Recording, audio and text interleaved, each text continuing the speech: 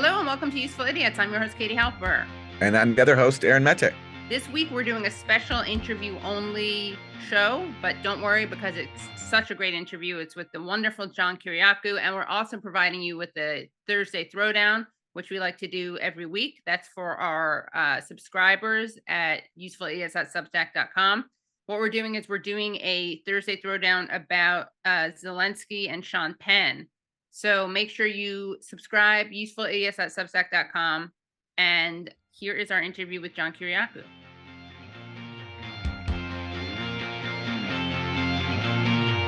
So excited to have on John Kiriakou. He is a former CIA counterterrorism officer and a former senior investigator with the Senate Foreign Relations Committee. John became the sixth whistleblower indicted by the Obama administration under the Espionage Act, a law designated to punish spies. He served 23 months in prison as a result of his attempt to oppose the Bush administration's torture program. He also has a new Substack called Loud and Clear. Welcome, John. Thanks so much for having me. It's good to see both of you. So, John, a lot of what we want to ask you about. Let's start with among the new victories that these rebel Republicans won for holding out their vote for Kevin McCarthy was the creation of what's being billed as a new church committee to investigate the investigators, the intelligence agencies. What do you make of this investigation? Do you think it can avoid being strictly partisan, as some Democrats are alleging it will be? And what would you want to see this committee focus on? Oh, great questions. I actually don't think that this committee can be nonpartisan for a couple of reasons. The most obvious being that it appears that the Democrats aren't going to participate.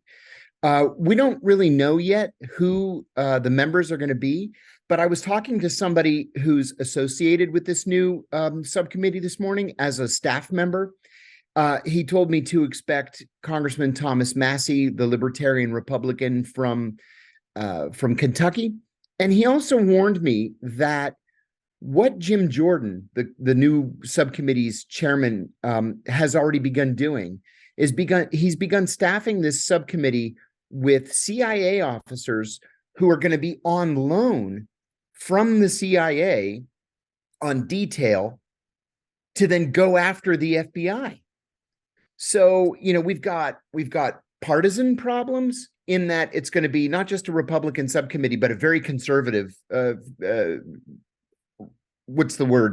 Freedom Caucus conservative subcommittee, and it probably won't even include any Democrats. And then besides that, Aaron, you know how much the CIA and the FBI have hated each other over the decades, over the generations. We can go back to the creation of the CIA in 1947. They've hated each other since then. And now you're going to have CIA officers under the guise of congressional oversight going after the FBI. And listen, I'm the last guy on the planet who is going to be out there defending the FBI. But this may be like professional wrestling in that there's just no good guy. This reminds me of when Hulk Hogan wrestled the Ultimate Warrior at WrestleMania 6, and it was a hard time for me because I did not know. I did not want to pick sides. And the same case here, I have to pick a side between the CIA and the FBI. And of course, for me personally, I'd have to pick scrutiny of the CIA because they, I think, are responsible for more misery around the world than the FBI is. The FBI's oppression happens at home in the U.S. pretty much, where the CIA is global. It's like farm to table. But John, since you mentioned, maybe you want to tell us briefly why you have no love for the FBI, based on your experience as a whistleblower who blew the whistle on torture at the CIA, who then got prosecuted by the FBI. And just to clarify, no one's gotten in trouble for the torture program, right? No. The only person who got in trouble related to the torture program was you, who blew the whistle on it. Yeah, I was the only one who went to prison. And there was a guy that I worked with in the CIA's counterterrorism center by the name of Glenn Carl. Glenn was the headquarters officer in charge of the torture program, thinking in the beginning that this was legal and it was legit. And then when he saw exactly what people were doing at these secret sites overseas, he flipped against it at headquarters and was fired from the CIA. He was never prosecuted, but he lost his job. He lost his career because he went up the chain of command and said, this is unethical and it's immoral and probably illegal. So But yeah, I'm the only person that went to prison. Why do I hate the FBI? It was Peter Strzok who put the cuffs on me and took me to jail and charged me with 5 felonies, including 3 counts of espionage for giving an interview to ABC News and a subsequent interview to the New York Times. And, the funny thing is that when I blew the whistle on the CIA's torture program in December of 2007, as you might imagine, the CIA filed what's called a crimes report against me with the FBI the very next day. And from December of 2007 until December of 2008, the FBI investigated me. And then in December of 2008, they sent my attorneys what's called a declination letter, saying they were declining to prosecute me because their investigation had concluded that I had not broken the law. Now, the issue there is that it is illegal. It's actually a felony. It's on the books. It's never been prosecuted before, but it's actually a felony to classify a crime. So if somebody in government is committing a crime, it's illegal to make that program classified for the purpose of keeping the information away from the American people. And that's what they determined this was.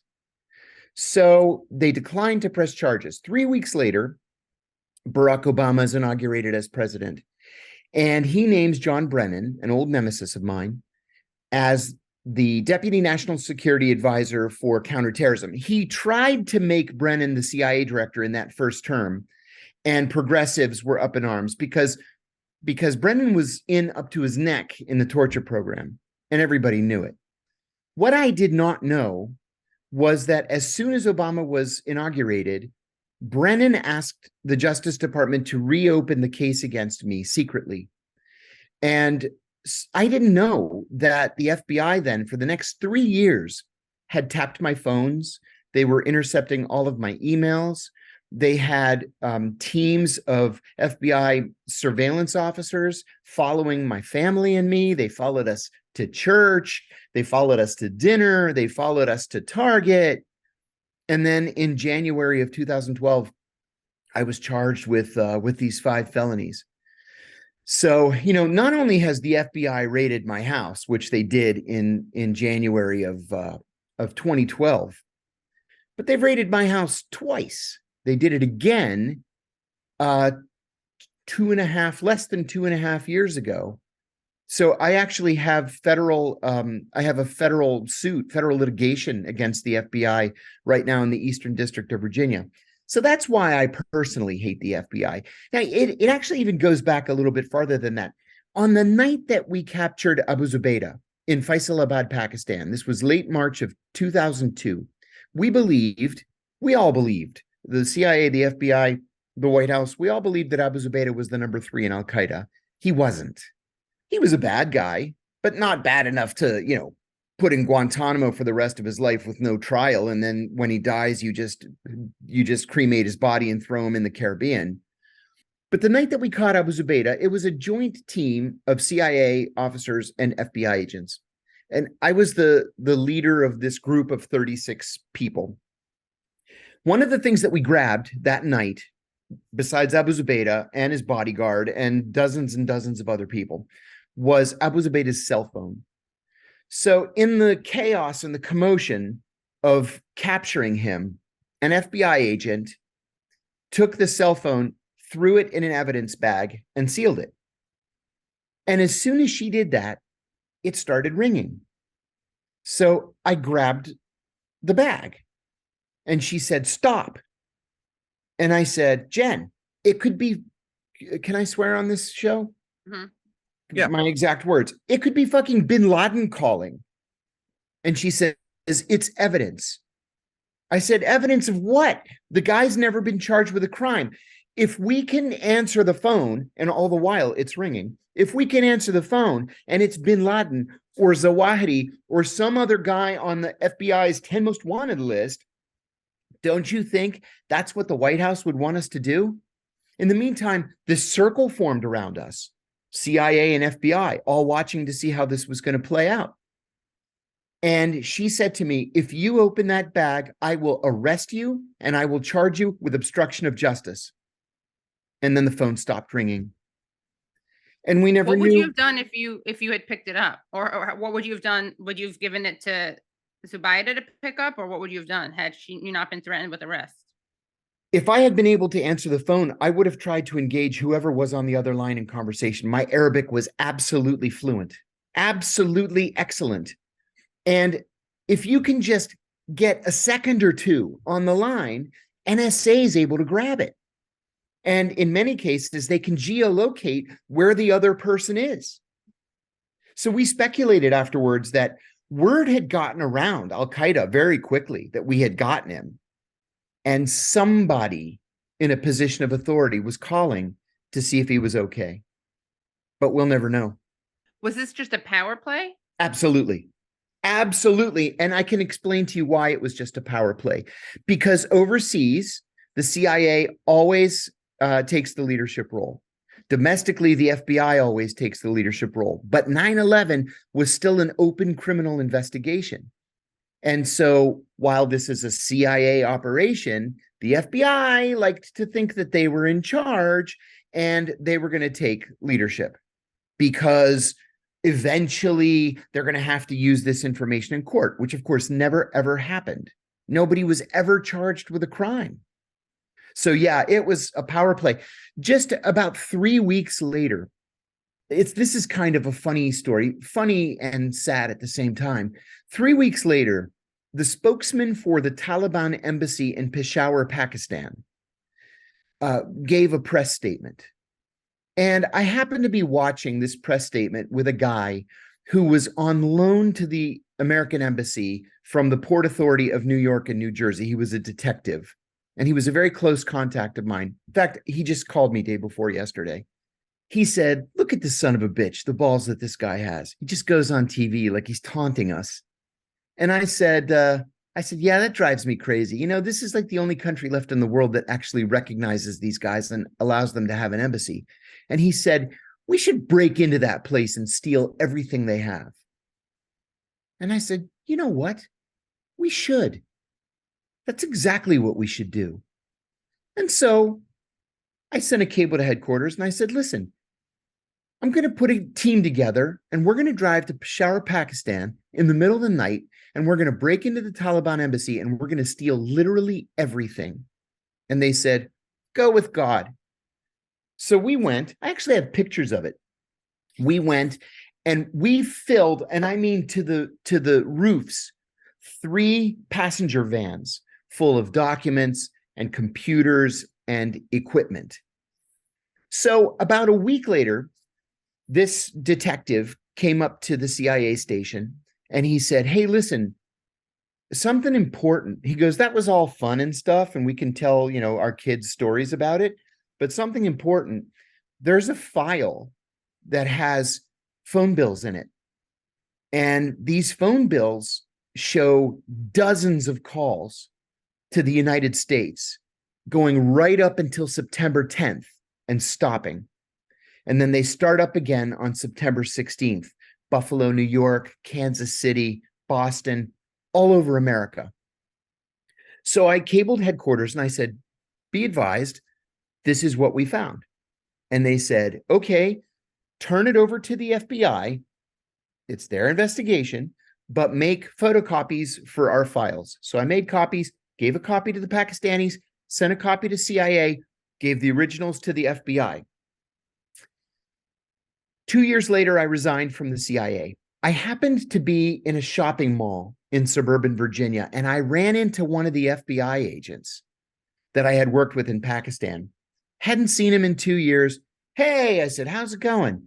Hey, I said, whatever happened to those phone bills? And he said, oh, you know what?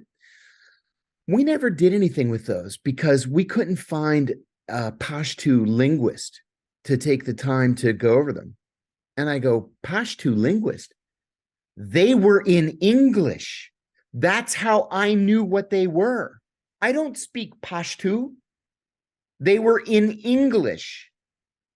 He's like, oh, sorry. I think we may have fucked this up.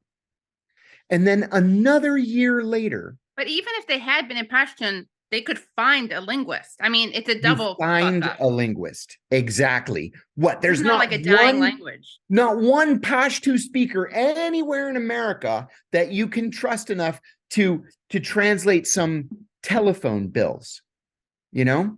So a year later, I talked to my detective friend and I said, whatever happened to those phone bills? I'm really bothered by this. And he said, oh man, it's right out of the final scene of Raiders of the Lost Ark. He said they boxed it up, they sealed it, and they sent it to Greenbelt, Maryland, and it's sitting on a shelf somewhere in an FBI storage facility, and nobody ever looked at those bills. That's why I hate the FBI. So, John, quickly, because I want to get back to the issue of this new committee, but is that incompetence or is that a deliberate cover-up? Yeah. You know, at the time, I thought it was incompetence. And in the intervening years, I think I've come to believe that it was a cover-up. Because it's not like they didn't know. It's not like nobody told them, right? There's cable traffic out there that people can get now through the Freedom of Information Act. They knew exactly what they were receiving. So I think somebody made a decision that they're just not going to touch this. You know, were those FBI numbers that were being called? Were they FBI informants? Were they terrorists? I don't know. And I can only conclude that it was a cover-up. So going back to this new committee that Republicans have formed to investigate U.S. intelligence agencies, among the people who I have no doubt they're going to scrutinize is the FBI official you mentioned, Peter Strzok, the guy who put the handcuffs on you. Yeah. Because Peter Strzok is also the senior FBI agent who formally launched the Trump-Russia probe. That's right. We know now what a scam that was. Yep. And there's a lot more, I think, to come out on that I think would be the subject of legitimate oversight. But you've already given us reasons to question that this probe, that this committee will be legitimate because it involves CIA staffers who will have their own grudge to pursue against the FBI, when it's the CIA itself that should be just as equally the subject of oversight. So 100%. given all that, going back to my earlier question of, let's say this was a legitimate committee with, nothing but good intentions. What kind of oversight would you want to see? What would you want to see this committee look into? Oh, yeah.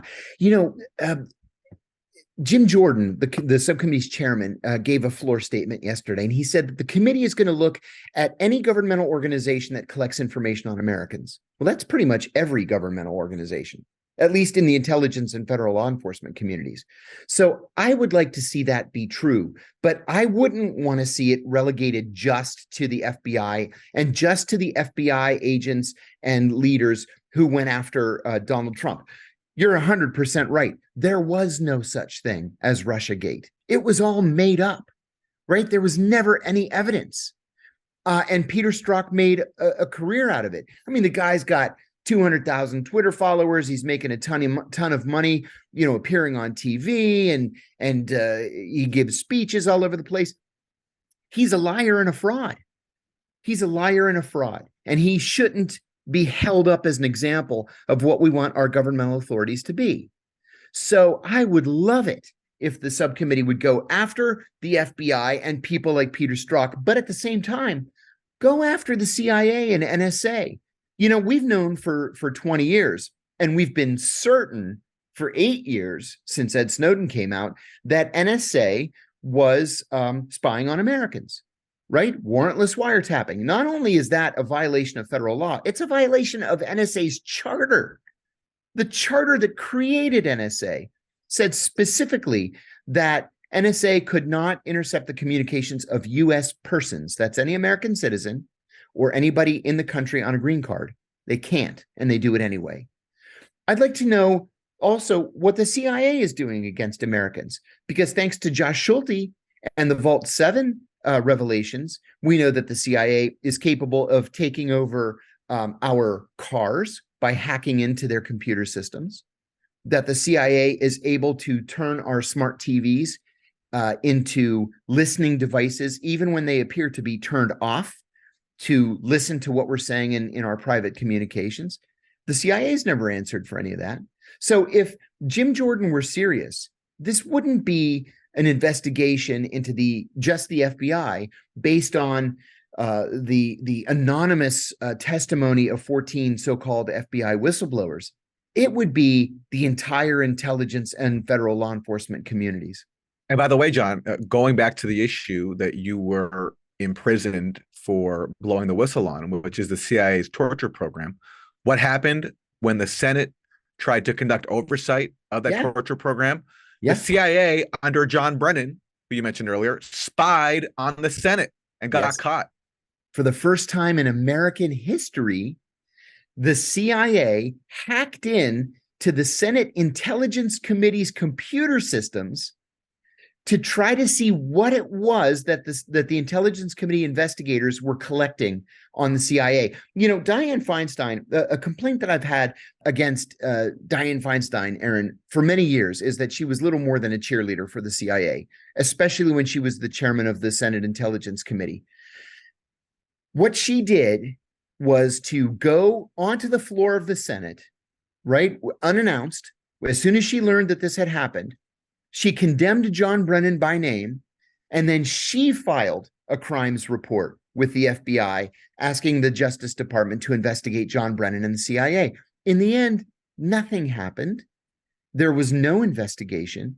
The Justice Department elected to just ignore the fact that this had happened. And now John Brennan is on the board of Fordham University, and he's a talking head on MSNBC, trying to convince progressives why they should be, you know, neoliberals and support all the things that the CIA supports. It's a travesty. January 11th marked the 21-year anniversary of the opening of Gitmo. Can you talk about the significance of this? Yeah. You know, this is a dark stain on American history. I've believed this from the very beginning. I'll tell you the first time I ever heard of Guantanamo in the context of it being a prison. In April of 2002, we had captured so many al-Qaeda fighters in Pakistan that we had filled the Rawalpindi jail. This is what we would do, because Rawalpindi is a big city that's right next to Islamabad, and they had a new jail that was pretty much empty. They were still using an old jail, and the Pakistani intelligence service told us, "Look, you can just put all these people at Rawalpindi, and then we'll figure out what to do with them later." We said, "Great." So in just a matter of 5 weeks or so, we filled the jail. And the Pakistanis came to me and said, "We got to start getting these guys out. You have to talk to your people. The jail's full. We got to get them out." And they were afraid, frankly, that the fact that there were so many al-Qaeda fighters there would make the jail a target for a jailbreak or an attack or something like that. So I cabled CIA headquarters and I said, "What do I do? We've got hundreds and hundreds of people that we captured, and the Pakistanis want them out. So what should I do?" They said, "Put them on C-12 cargo planes and fly them to Guantanamo." And I wrote back and I said, "Guantanamo, Cuba? Why would we send them to Cuba, of all places?" And the response that I got back made perfect sense to me. They said, "We decided to hold them at Guantanamo for 2 or 3 weeks until we can figure out whether to charge them in the Eastern District of Virginia, the Federal District of DC, the Southern District of New York, or the Federal District of Boston." And I said, "Oh, well, that's a great idea." So we loaded, it took 4 planes, and we loaded all these guys on planes. And this was tough. You know, it's not like we have hundreds of sets of handcuffs sitting around, right? So we used flexi cuffs, and you have to put a diaper on them and tie them down. We had one incident where a Saudi had broken his flexi cuffs and was caught trying to gnaw through the hydraulic cable in the back of the plane to crash the plane into the ocean. This is how serious these guys were and how afraid many of them were about what was going to happen to them. Well, as it turned out, the Bush administration, and especially Dick Cheney, who was really the one in charge of all this, never intended for any of these people to go on trial. Never. They were already preparing arguments to be heard in federal court for not sending these guys to trial, right? Well, we're going to start using the term enemy combatants, for example. And Guantanamo isn't really the United States. It's a foreign country. It just happens to be an American base. So if they're still in a foreign country, they don't get congressional or constitutional rights. Well, that was open for debate. Unfortunately, the Supreme Court said, you're right, they don't get constitutional rights. And so here we are 21 years later, and where there were almost 800 people in Guantanamo at one time, almost all of whom were innocent, by the way, of any crime, and we can get into that if you want, we're down to 35. And these 35 are supposed to be the worst of the worst. In fact, they're not. 3 or 4, or maybe 5 of them are. The rest of them are just people who don't have countries to go back to. You can't send somebody who's Yemeni, for example, back to Yemen, right? The country's in the midst of a war and a civil war concurrently. They'll be killed if they go back there. And others, third countries just don't want to take them because we've already imposed on all of our friends and allies to take other prisoners. We captured 6 Uyghurs, for example, who were innocent of any crime, and we couldn't send them to China. They could be killed there. So we sent 2 to Switzerland, 2 to Albania, and 2 to Tahiti. Well, we can't impose on people like that anymore. And so there are people who have been cleared for release at Guantanamo that have been sitting there still for years. One guy's been cleared for 7 years and is still being held at Guantanamo. Now, for these other ones, people like Khalid Sheikh Mohammed, for example, the mastermind, really, of the 9/11 attacks. Abu Zubaydah is another. Abdurrahim al-Nashidi, the mastermind of the embassy attacks in Africa. Ramzi bin Ashib, who masterminded the USS Cole bombing. If these guys are the bad guys that we say they are, and we have this wealth of information and intelligence, then we need to charge them with a crime. We need to put them on trial and allow them to face their accusers in a court of law. That's the American way. I sound like a broken record, Katie, but I say all the time, either we're going to be that shining beacon of hope for human rights and civil liberties, or we're not. We can't pretend that we are and then do something opposite. I'll give you another example. When I was stationed in Bahrain, I was on rotation to the State Department in the 1990s, and I was the human rights officer there. And I would have to go into the Minister of the Interior's office and say, Your Highness, you can't pick up a 15-year-old boy for marching in a pro-democracy demonstration, beat him to death, and then call his parents to come and pick up the body. You can't do that.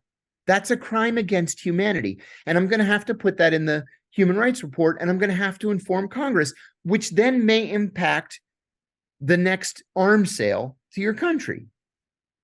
Okay, but then what happens when the CIA station chief goes in an hour later and says, don't listen to the human rights guy. We want you to open up a secret prison that only we'll know about, and we'll torture people there, or better yet, you torture them there, and you just give us a transcript of whatever it is they say, and we'll take care of the arms sale thing. Don't worry about it. So what are they going to do? They're going to listen to the human rights guy? Or are they going to cooperate with the CIA station chief? And that's why we're in this predicament. So what should be done with these Gitmo inmates who can't be returned to their home countries? So the Gitmo inmates that can't be returned to their home countries, I would say one of 2 things should happen.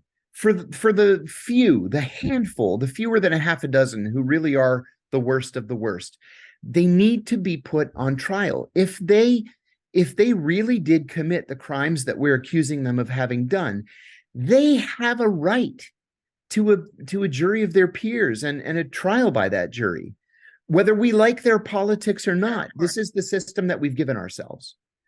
Now, we tortured a lot of these guys, maybe all of these guys.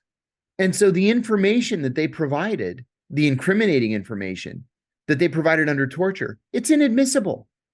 And so if we're not able to prosecute them legitimately, they need to be released.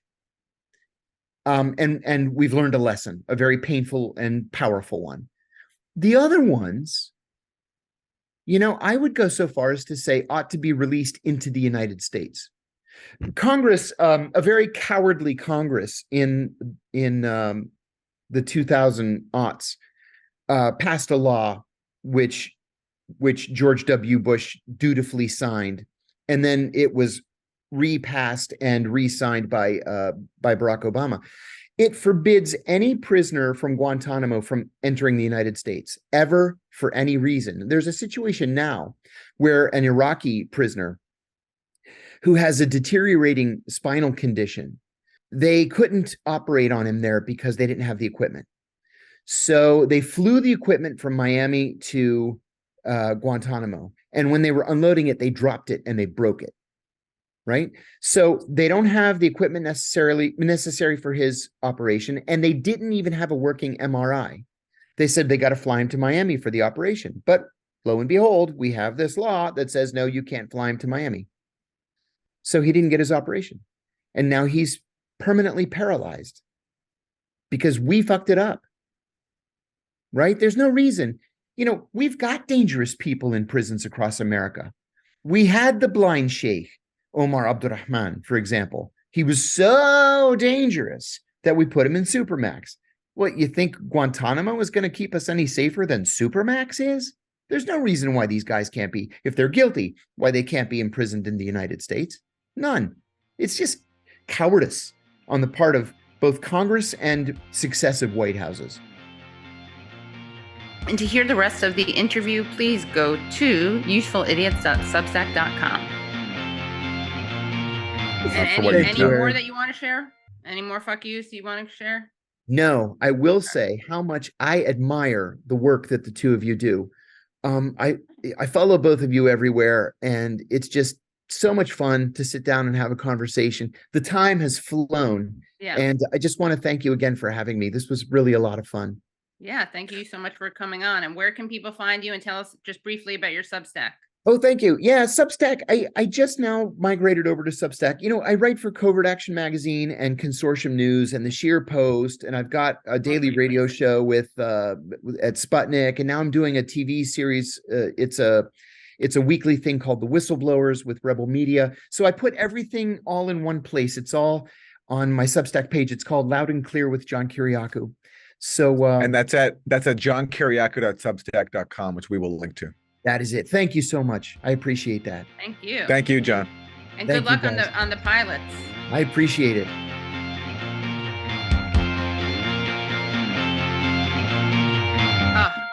John Kiriakou is one of my favorite guests. He's got stories for miles, and he's lived so many different lives. CIA officer, Hollywood screenwriter, whistleblower, prison inmate. Yeah. Which we didn't even really get into. And so we could have him on. I'm sure we will have him back on very soon. If you want to understand what we're referring to with Hollywood screenwriter, make sure you join the Substack at usefulidiots.substack.com.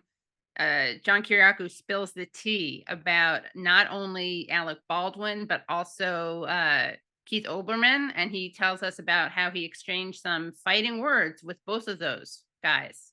So definitely for this week, you're definitely going to want to join the Substack, usefulidiots.substack.com. All right. And we'll see you next week. Bye, everybody. Hello. Thank you so much for listening to and watching Useful Idiots. For full episodes and extended interviews, please subscribe at usefulidiots.substack.com. You can subscribe on YouTube at youtube.com/usefulidiots for clips, live streams, and full episodes. Also, subscribe to us wherever you find your podcast. Follow us on Twitter at UsefulIdiotPod and use the hashtag UsefulIdiotsPod. Join us Mondays at 10 a.m. for the Useful Idiots Monday Morning Show, where we discuss the Sunday morning news shows so you don't have to watch them.